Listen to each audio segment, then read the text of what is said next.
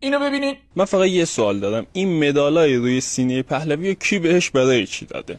یعنی اصلا اون همه مدال اونجا برای چیه؟ هر کدوم چی هست؟ کی بهش اهدا کرده اصلا؟ اگه اینجوریه خب منم یه چند تا دونه مدال بزنم این رو، ان شاءالله شاه بعدی ایران باشم. و اما جواب: نشان لژیون دونور ناپلئون بوناپارت فرانسه، نشان سلطنتی رویال ویکتوریان از ملکه الیزابت دوم، نشان افتخار شایستگی جمهوری فدرال آلمان غربی، نشان لژیون افتخار نیروهای مسلح ایالات متحده آمریکا، نشان سلطنتی اسرافیم سوئد، نشان افتخاری سلطنتی تایلند، نشان کارلوس سوم از پادشاهی اسپانیا و نشانهای افتخار از لهستان، پاکستان، نروژ، ژاپن، ایتالیا، برزیل، دانمارک.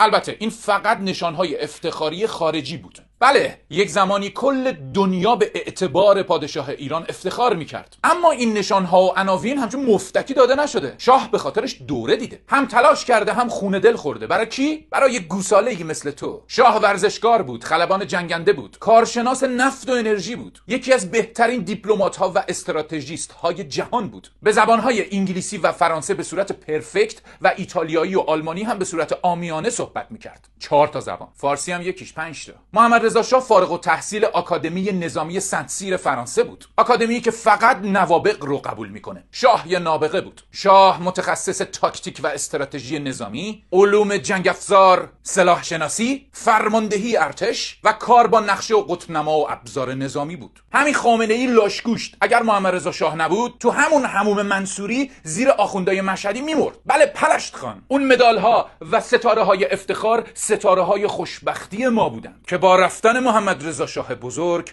خاموش شدند. ای بزرگ موندنی، ای طلای دار روز، سایه گستر رو تنه از گذشته